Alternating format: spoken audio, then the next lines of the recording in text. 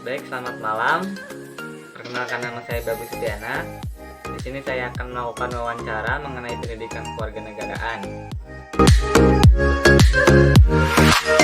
Di sini saya ditemani oleh teman saya.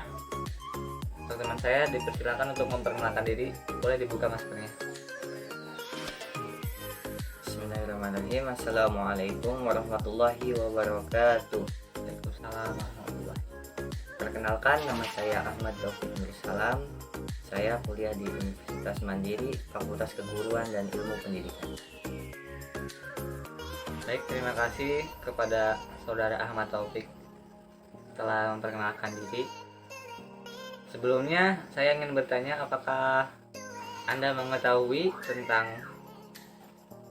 atau pernah mendengar tentang pendidikan kewarganegaraan? Untuk pendidikan kewarganegaraan sendiri, itu sepertinya kata yang sudah tidak asing bagi kita, khususnya sebagai mahasiswa dan umumnya kita sebagai warga Indonesia. Baik, pada kesempatan kali ini saya akan bertanya kepada Anda mengenai hal-hal tersebut. Baik, langsung saja ke pertanyaan yang pertama. Saya ingin bertanya, apa sajakah sih nilai-nilai yang terdapat dalam pendidikan kewarganegaraan itu menurut pendapat Anda pribadi? Kalau menurut saya pribadi sih, nilai-nilai yang ada dalam pendidikan kewarganegaraan itu salah satunya ada nilai religius, kemudian nilai kejujuran, nilai demokrasi, dan juga kita harus bisa menghargai antara hak dan kewajiban. Itu salah satu di antara yang banyak itu. Baik, jadi menurut Anda nilai-nilai yang terdapat dalam pendidikan kewarganegaraan itu yang pertama yaitu nilai religi atau ketuhanan, yang kedua adalah nilai kejujuran, dan yang ketiga adalah demokrasi, yang keempat yaitu tadi itu apa? Menghargai antara hak dan kewajiban. Menghargai antara hak dan kewajiban. Sebenarnya masih banyak sih nilai-nilai yang ada dalam pendidikan kewarganegaraan, tetapi secara garis besarnya adalah yang 4 itu merupakan yang paling penting untuk mendasari nilai-nilai yang lainnya. Baik, lanjut ke pertanyaan yang kedua. Dari nilai-nilai yang ada sebelum tadi, apa sajakah sih contoh-contohnya dari nilai-nilai tersebut? Yang pertama ada nilai religius. Di dalam nilai religius itu ada nilai keimanan dan juga nilai ketakwaan. Untuk di Indonesia itu sendiri, tentunya Indonesia itu merupakan negara yang bertuhan, artinya negara yang menganut kepercayaan kepada Tuhan Yang Maha Esa. Kemudian di Indonesia sendiri itu agama tidak hanya satu, tetapi bermacam agama. Salah satunya ada Islam, Kristen, Katolik, Hindu, Buddha, dan lain sebagainya. Nah, maka dari itu, di samping kita mempunyai nilai keimanan dan ketakwaan, kita juga harus memiliki nilai toleransi dalam beragama. Tentunya dalam kehidupan sehari-hari, kita pun walaupun berbeda agama, masih bisa hidup berdampingan dan hidup rukun. Itu salah satu dari nilai religius. Kemudian selanjutnya ada nilai kejujuran. Jujur itu artinya dalam perkataan, perbuatan, dan tingkah laku. Itu harus sinkron semuanya. Apabila kita berkata A, kemudian bertingkah laku A, dan juga berbuat A, itu dinamakan seseorang yang jujur. Tetapi apabila kita berkata B, tingkah laku A, dan berbuat C, itu merupakan kesalahan yang total. Jadi kejujuran itu kita harus terapkan dari hal-hal yang kecil. Yang pertama itu dalam keluarga, kemudian dalam bermasyarakat, dalam berorganisasi, bahkan beragama dan bernegara. Itu sangat penting agar kita menjadi warga negara yang baik dan benar. Baik, selanjutnya. Untuk selanjutnya ada nilai demokrasi. Sebagaimana kita ketahui bahwa Indonesia itu merupakan demokrasi Pancasila. Demokrasi Pancasila itu yang mengutamakan nilai-nilai ketuhanan, kemanusiaan, persatuan, keadilan, dan juga kemanusiaan.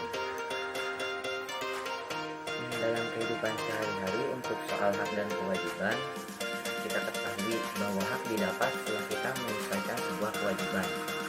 Seperti contoh dalam kehidupan dalam berkeluarga. Seorang anak berhak mendapatkan kasih sayang dari orang tuanya, tetapi seorang anak juga berkewajiban harus berbakti kepada kedua orang tuanya. Kemudian dalam kehidupan bermasyarakat, berbangsa, beragama, dan bernegara juga demikian. kita akan memperoleh sebuah hak apabila kita menyelesaikan sebuah kewajiban. Ya, yang patut digarisbawahi adalah kita akan mendapatkan suatu hak apabila kita melaksanakan sebuah kewajiban. Ya, seperti itu. Oke, terima kasih. Lanjut saja ke pertanyaan yang ketiga. Seperti yang kita ketahui bahwa sekarang ini kan sedang pandemi COVID-19. Nah, saya ingin bertanya, bagaimana sih cara penerapan nilai-nilai tersebut, nilai-nilai pendidikan kewarganegaraan tersebut, contohnya pada nilai religi saja. Saat pandemi seperti ini, tentunya nilai religi seperti kita garis bawahi, salah satunya nilai keimanan dan ketakwaan kita pasti terganggu dengan keadaan pandemi seperti ini. Karena bagaimanapun kita harus senantiasa menjaga jarak, memakai masker, mencuci tangan. Itu merupakan protokol kesehatan yang diterapkan oleh pemerintah. Nah, untuk beribadahnya itu sendiri, yang tadinya kita beribadah di masjid, kemudian adanya protokol kesehatan tersebut, mau tidak mau kita yang tadinya beribadah di masjid, kemudian beribadah di gereja dan lain sebagainya, di tempat ibadah yang lain yang ramai dikunjungi, kita mau tidak mau untuk beribadah di rumah, tetapi tidak boleh ditinggalkan karena itu merupakan suatu kewajiban kita. Karena bagaimanapun itu merupakan kewajiban kita kepada Tuhan Yang Maha Esa. Ya, meskipun pandemi sedang melanda negeri ini, meskipun kita harus senantiasa menjaga jarak, menggunakan masker, tapi kita harus selalu menjalankan perintah Tuhan Yang Maha Esa. Baik, terima kasih atas jawabannya dari saudara Ahmad Taufik. Saya sangat senang sekali bisa mewawancari Anda. Semoga Anda selalu diberi kesehatan, diberi keberkahan. Amin. Amin. Tentunya Anda juga. Amin. Oke, selanjutnya kita next ke narasumber yang kedua.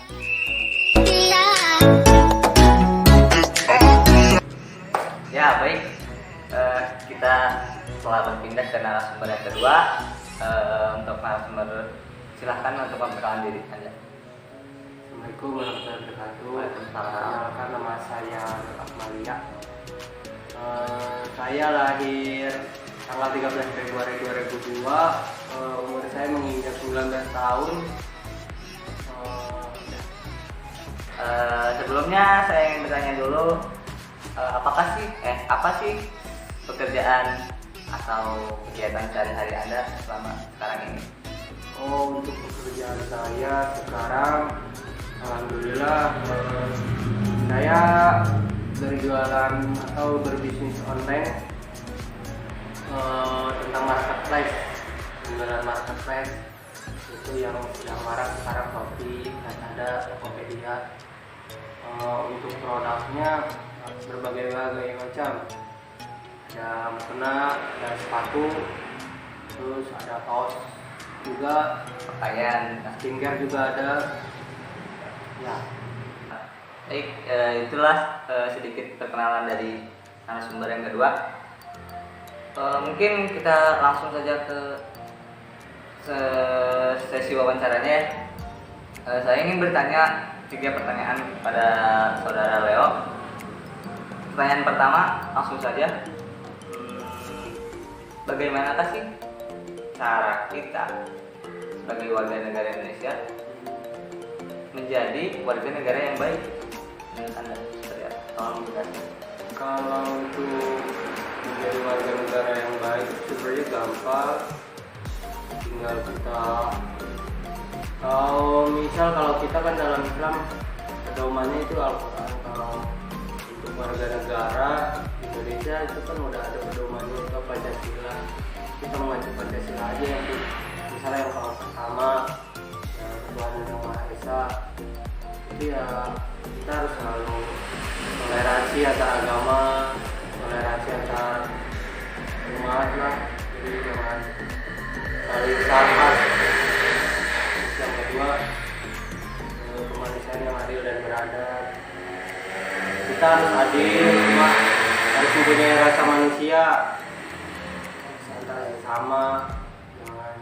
Jangan hidup tuh jangan kita kan sosial, jadi harus punya rasa kemanusiaan. Ya baik, terima kasih untuk jawaban dari pertanyaan pertama.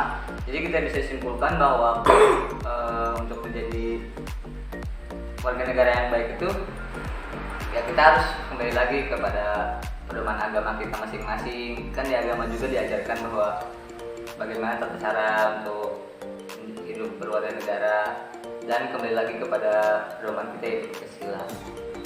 Dan pada setiap sila itu menjelaskan bagaimana tata cara untuk menjadi warga negara yang baik. Oke, kita lanjut saja ke pertanyaan yang kedua ya.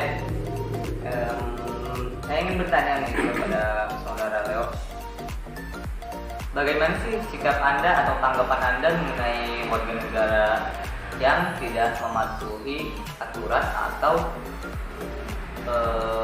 sekarang ini kan zaman era media sosial nih, banyak orang atau yang kita sebut netizen itu menuliskan komentar-komentar buruk atau hal-hal sesuka mereka yang bisa mereka katakan yang tidak memikirkan akibatnya.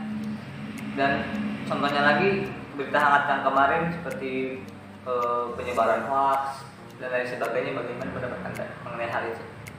Kalau untuk itu, yang kita sebagai ya untuk yang hidup di zaman sekarang kan zamannya teknologi, zamannya apa-apa serba cepat, kayak informasi kayak apa. Ya, benar sekali. Kalau untuk kita sebagai pengguna di jaring sosial atau jaringan digital, langkah baiknya yang menggunakan perangkatnya dengan baik, dan media sosialnya kayak untuk komentar apa-apa itu kalau bisa dijaga. Kalau apa-apa dipikir dulu deh, kalau mau komentar pedas atau apa, jangan sampai nyakitin orang lain. Terus kalau ya lebih pintar lagi lah Dalam hal menggunakan mencerna informasi, kayak berita hoax. Jangan kalau dapat berita apa aja, kalau bagusnya disaring dulu, cerita cek dulu ya. benar apa enggaknya. Jangan baru dengar baru ada isu-isu baru disebarin, jangan sampai takutnya ada orang yang nggak tahu masalahnya Nggak paham gitu. makin nyebar berita yang nggak benar, kan kacau. Dan itu Jadi sebenarnya media sosial itu tidak buruk ya. Bagaimana kita cara mengolahnya atau bagaimana cara kita menggunakannya juga, sebenarnya media sosial itu baik jika digunakan dengan baik ya. walaupun itu kan kayak pisau lagi, pisau kalau dipakai masak ya baik, kalau dipakai bunuh kan nggak baik. Itu mah tergantung ke diri masing-masing sendiri. Oke, terima kasih untuk jawaban pertanyaan yang kedua. Baik, langsung saja ke pertanyaan yang ketiga, yaitu pertanyaan terakhir. Kita ketahui bahwa sekarang ini kan Indonesia ini sedang dilanda oleh pandemi atau COVID-19, yang dimana kita itu harus menaati protokol kesehatan yang ada, yang diberlakukan oleh pemerintah. Nah, bagaimana kontribusi kita terhadap negara Indonesia ini, sedangkan negara kita ini sedang dilanda oleh pandemi seperti ini? Ya, sikap kita, kontribusi kita terhadap negara saat corona ya intinya yang pertama buat yang nggak ada keperluan negara penting ya diam di rumah, ya mengikuti anjuran pemerintah. Terus kalau mau keluar ya sesuai aturan juga, pakai masker misalnya. Terus kalau buat yang kerja atau yang benar-benar penting buat cari nafkah ya sama, harus mengikuti peraturannya. Terus kalau bisa buka lapangan pekerjaan ya, kan corona berdampak buat ekonomi ya, Ya, kalau Berdampak bisa, besar sekali. ya kalau bisa buat pekerjaan, jangan nunggu kerja ke orang, kalau bisa buat lapangan pekerjaan sendiri. Oke. Jadi kontribusi kita itu sebenarnya ya simpel-simpel aja ya. Jangan kita mematuhi protokol kesehatan yang diberikan oleh pemerintah, itu juga salah satu kontribusi yang sebenarnya terlihat kecil namun itu berdampak besar. Karena dengan kita mematuhi protokol kesehatan, tidak keluar rumah, ya, selalu menjaga jarak, memakai masker, kita kan memutus rantai penularan virus COVID ini. Jadi ya mematuhi protokol kesehatan juga itu termasuk adalah kontribusi yang besar lah untuk negara kita ini. Dan juga tadi dijelaskan bahwa membuat lapangan pekerjaan selagi kita bisa.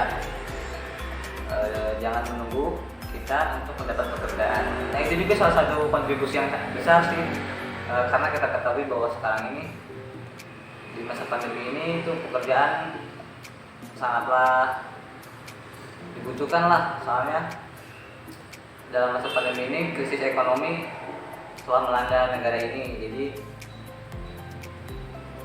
dengan cara membuat lapangan pekerjaan yang tadi beliau jelaskan itu sangat-sangat berdampak sih menurut saya.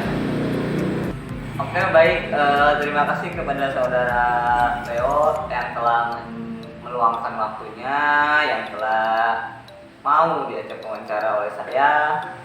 Semoga selalu sehat, selalu diberikan keberkahan dan dimudahkan rezekinya serta pekerjaannya.